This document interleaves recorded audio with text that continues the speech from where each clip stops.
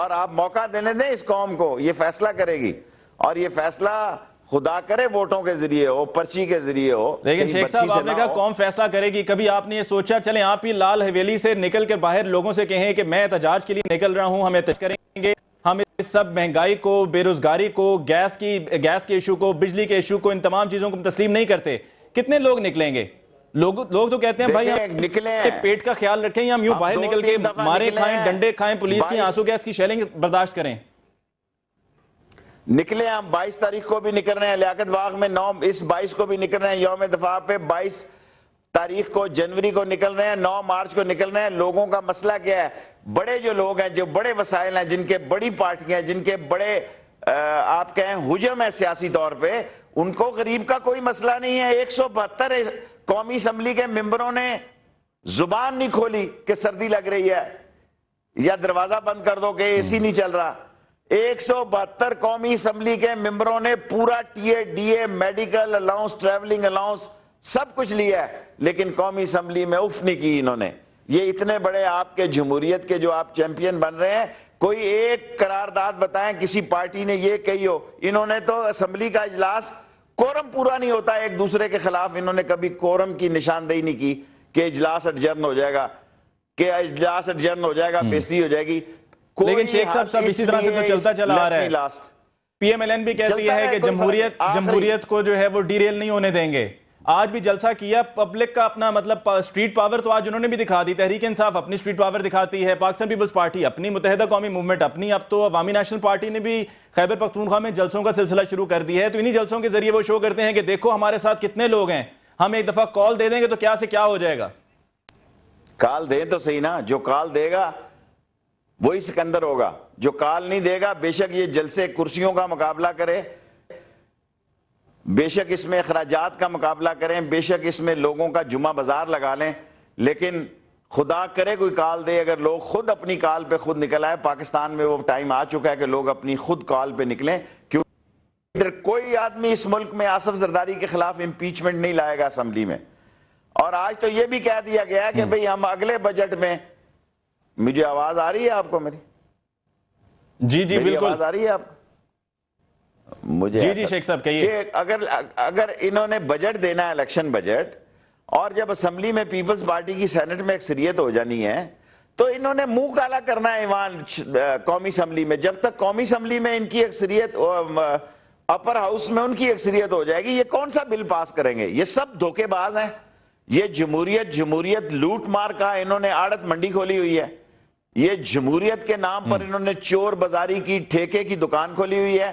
اور بدنصیبی سے فوج اتنے گھیرے میں ہے، اتنے حالات میں ہے کہ اب لوگ کبھی فوج کی طرف دیکھتے تھے، فوج سے مایوس ہوئے، اب چیف جسٹس کی طرف دیکھتے ہیں. کوئی آدمی فوج کی طرف نہیں دیکھ رہا. فوج نے اپنا امیج بھی تباہ کیا ہے. لیکن شیخ صاحب آپ نے کہا چیف جسٹس کی بات کریں، چیف جسٹس یا سپریم کورٹ میں تو صرف بڑے بڑے کیسز زیر سماعت ہیں. یہ جو چھوٹے کیسز ہیں جو نچلے کورٹس میں ہیں، لوور کورٹس میں ہیں، ایک عام آدمی تو وہیں پہ جاتا ہے. وہ تو سپریم کورٹ، ہائی کورٹ تو بعد کی بات ہے. یہ جو 25 لاکھ کیس جو ہے وہ ابھی تک پھنسے ہوئے ہیں، ان کا کچھ فیصلہ نہیں ہو رہا ہے لوور کورٹس میں. تو مطلب جوڈیشری سے بھی تو دیکھا جائے تو لوگ ابھی تک اس طرح سے سیٹسفائی نہیں ہوئے ہیں. دیکھیں سیٹسفائیڈ تو اس ملک میں لوگ اپنے آپ سے نہیں ہیں. سیٹسفائیڈ تو اس ملک میں لوگ اپنے معاملات سے نہیں ہیں. لیکن ملک تو زندہ رہتے ہیں نا. اتنی نا امیدی نہیں ہوتی کہ نہ کوئی مقبول لیڈر ہے، نہ کوئی مقبول آواز ہے، نہ کوئی اس ملک میں کسی کی طرف جب دیکھتے ہیں. اب دیکھیں 4 سال سے لوگ سپریم کورٹ کی طرف دیکھ رہے ہیں. ساری قوم سپریم کورٹ کی پیچھے کھڑی ہے. لیکن سپریم کورٹ کے بارے میں اب گلی محلے میں لوگ کہتے ہیں یار جب ہم مر جائیں گے پھر ہماری مدد کو آؤ گے، مر جائیں گے تو پھر آپ کو خبر ہوگی. لوگ جمہوریت آپ سارے کیمرہ مین اور سارے ٹی وی جمہوریت کے نام کا آپ ڈنکا پیٹ رہے ہیں. کیا کہا کہ یہ جمہوریت نہیں سارے ڈاکو پیدا کیے ہیں؟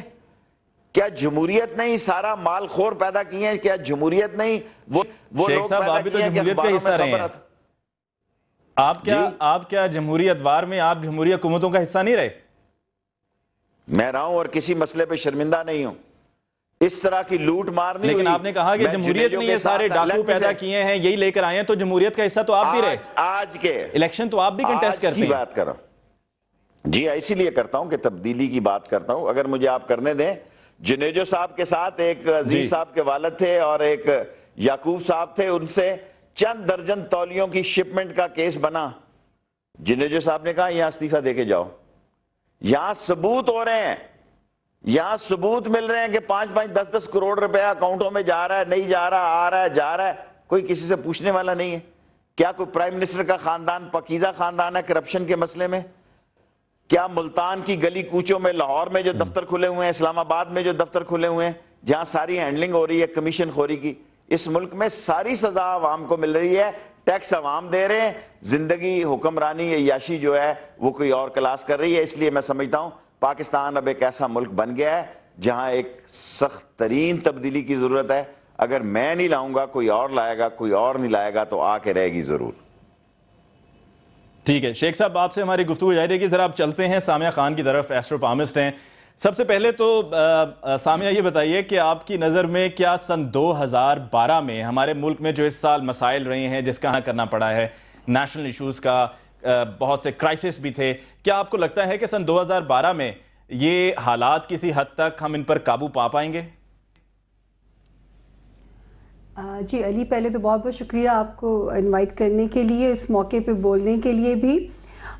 میں اور شیخ صاحب آج سے 3-4 مہینے پہلے بھی ہم نے ایک پروگرام اکٹھے کیا تھا, اور تب بھی میں نے یہ باتیں کی تھی, بلکہ 2010 کی سٹارٹ کی بھی میری جو پیش گوئیاں ہیں اس میں یہ ہے کہ اس سال 2011 کے آخر میں ایک تبدیلی کی جو آواز اٹھے گی وہ آ کے رہے گی. اور مجھے تب یہ نہیں پتا تھا کہ تبدیلی کا نعرہ لگے گا یا ایک جماعت جو ہے وہ نعرہ لگانے والی آپ ہی جائے گی. میں کچھ حد تک, شیخ صاحب تو اپنی سیاسی بصیرت سے کرتے ہیں, میں تو علم کے حساب سے پیش گوئی کر رہی ہوں کہ جو تبدیلی میں 2011 میں دیکھتی تھی اس کی ابتدا ہو چکی ہے. 2012 کے آخری 4 مہینوں تک اللہ خیر کرے گا یہ ملک وہ تبدیلی دیکھے گا بھی, اور تبدیلی آئے گی بھی. یہ ایک مکمل تبدیلی ہوگی, ایک نظام کی تبدیلی ہوگی. یہ تبدیلی کس صورت میں ہے؟ تبدیلی کا لفظ ابھی شیخ صاحب نے بھی استعمال کیا. تبدیلی کی بات آج میاں نواز شریف صاحب نے بھی کی. گجرانوالہ میں تحریک انصاف کے چیئرمین عمران خان صاحب بھی تبدیلی کی بات کرتے ہیں, پاکستان پیپلز پارٹی بھی, ہر کوئی تبدیلی کی بات کر رہے ہیں. تبدیلی کس کے ساتھ آئے گی؟ علی, مجھے جماعتوں کے نعرے نہیں پتا, میرا کسی سیاسی جماعت سے کوئی تعلق نہیں ہے, ٹھیک ہے. میں ایک جو علم اللہ کی وہ جو ستاروں کی کیلکولیشن ہے میں اس پہ سے بات کروں گی, کیونکہ 2011 یورینس کا نمبر تھا, اور یورینس 84 ایئرز کے بعد جب برج ایریز میں نیا سٹارٹ لیتا ہے تو یہ انقلابی تبدیلیاں لے کے آتا ہے. صرف ہمارے ملک میں نہیں, آپ اوورآل بہت چینجز دیکھیں گے. آپ نے بہت سارے عرب ممالک میں بہت سارے ریولوشنری حالات دیکھے تھے. اسی طرح پاکستان بھی ان مسائل سے اس کو بھی دوچار ہونا تھا, جس کی ابتدا میرے خیال میں شیخ رشید صاحب سے بالکل ایگری کرتی ہوں کہ جس کی ابتدا ہو چکی ہے. اور فضل سے اگلے سال سپٹمبر تک کے حالات بہت مشکل ہیں. میں یہ نہیں کہوں گی کہ وہ سفر آسان ہے, سفر بہت مشکل ہے. ابھی اس میں ہم سامع آپ سے ہماری اور شیخ رشید احمد صاحب سے ہماری گفتگو جاری رہے گی. ناظرین, بریک کے بعد ہم لوٹ کر آئیں گے تو میں سامعہ سے یہ ضرور پوچھوں گا کہ ان کی معلومات کیا کہتی ہیں, ستارے کیا کہتے ہیں, کیا سن 2012 میں انتخابات ہوں گے یا نہیں, اور کیا صدر آصف علی زرداری جن پر میمو گیس کے حوالے سے خاصا پریشر ہے, کیا یہ بطور صدر کنٹینیو کریں گے یا نہیں؟ اس پر بات ہوگی ایک بریک کے بعد.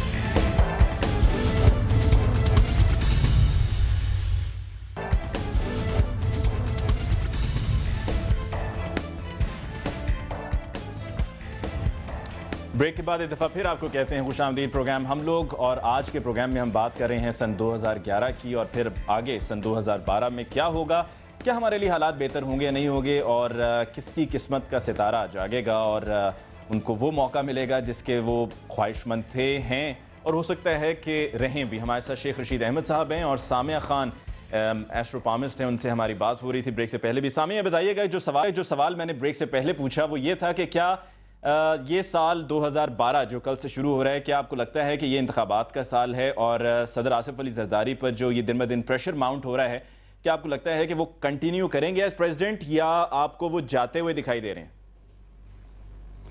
اگر آپ مجھ سے ستاروں کی چالیں صاف صاف اور اشارے پوچھیں گے, دیکھیں غلط بھی ہو سکتا ہے کیونکہ سائنس ہے, کیلکولیشن ہے, میں کوئی حتمی بات نہیں کہہ سکتی, لیکن یہ ضرور ہے علی کہ جو ہے 2011 سے جو تبدیلی کا سٹارٹ ہوا ہے 2012 میں, ابھی تو آپ کو لگے گا سب سیٹلمنٹ شاید ہو گئی ہے, چیزیں ٹھیک ہو گئی ہیں, 24 जनवरी से फिर एक तूफान उठने का अंदेशा है, क्योंकि मार्स की रेट्रोगेशन होने जा रही है, फौज के एग्रेसिव मूड्स होते हुए नज़र आते हैं। तो इसलिए अगर मैं आपको ये कहूँ कि आने वाली जो सिचुएशन है वो जरदारी साहब के लिए घेरा उनके लिए पिछले 4 महीनों से सितारों की लैंग्वेज ने घेरा तंग करना शुरू कर दिया। कब तक सरवाइव करते हैं, अब तो मेरा ख्याल है ये तो सिर्फ और सिर्फ उनकी हिम्मत पे डिपेंड करता है। ये हुकूमत मेरे हिसाब से सिर्फ बिल्कुल वेंटिलेटर पे जा चुकी है। शेख साहब, आपको भी क्या यही लगता है कि ये सन 2012 में इलेक्शंस नहीं होंगे? क्योंकि जहां पर एक तरफ सामिया की प्रेडिक्शंस हैं, वहां पर सभी आपकी प्रेडिक्शंस को भी बड़ा क्लोजली फॉलो करते हैं और आपकी अक्सर प्रेडिक्शन सही भी साबित होती हैं। देखिए, अगर इलेक्शन होने हैं तो क्या ये सदर आसिफ जरदारी के नीचे इलेक्शन लड़ने के लिए तैयार हैं? इमरान खान साहब भी, नवाज शरीफ साहब भी, दूसरे लोग, वो नहीं तैयार हैं। आइन में तो गुंजाइश नहीं है। आइन में तो उसको निकालने के लिए, इम्पीच के लिए पार्लियामेंट में 2/3 उसके लिए, उसके खिलाफ या 1 वोट की अक्सरियत के खिलाफ जाना ज़रूरी है। सो अगर आसिफ जरदारी साहब की सदारत में, मैं समझता हूँ जो सबसे अहम चीज़ मुमकिन है इस मुल्क में, आसान हल है कि केयर टेकर गवर्नमेंट का या केयर टेकर निगरान हुकूमत, सुप्रीम कोर्ट, अपोजिशन पार्टियाँ, आर्म फोर्सेस, ये सारे मिलकर एक ऐसा ऑनेस्ट आदमी लें जिस पे सारी पार्टियां मुत्फिक हो जाएं। मेरी जो सियासी सोच है, कहीं वो ऑनेस्ट आदमी है, वो एक शख्स आपकी नजर में कहीं परवेज मुशर्रफ साहब तो नहीं है? नहीं, आपके ज़हन में वो फंसा हो तो मेरे ज़हन में नहीं फंसा हुआ। सो मेरे नज़दीक एक ऐसा शख्स जो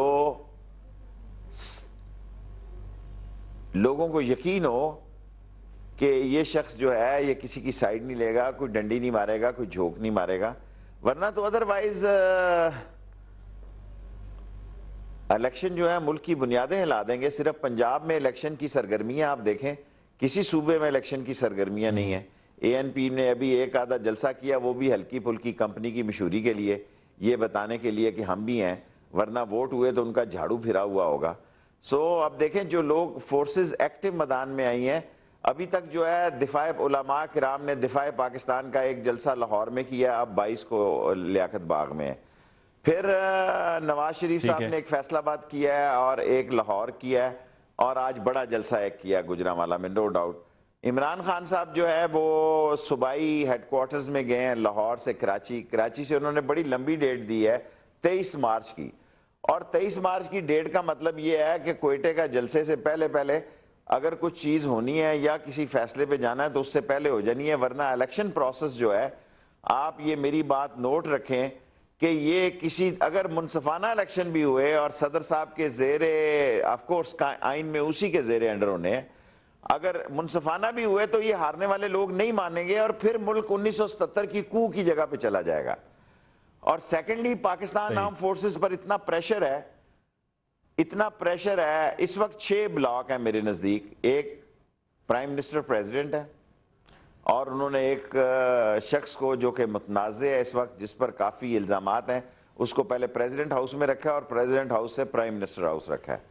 और प्राइम मिनिस्टर हाउस में मेरा अगर हुसैन हक्कानी रह सकता है तो कल अजीत सिंह भी रह सकता है। अजीत सिंह अडयाला जेल से कह के यही इल्ज़ाम मुझ पे है जो हुसैन हक्कानी पे है, अगर वो प्राइम मिनिस्टर हाउस रह सकता है तो वाई नॉट अजीत सिंह।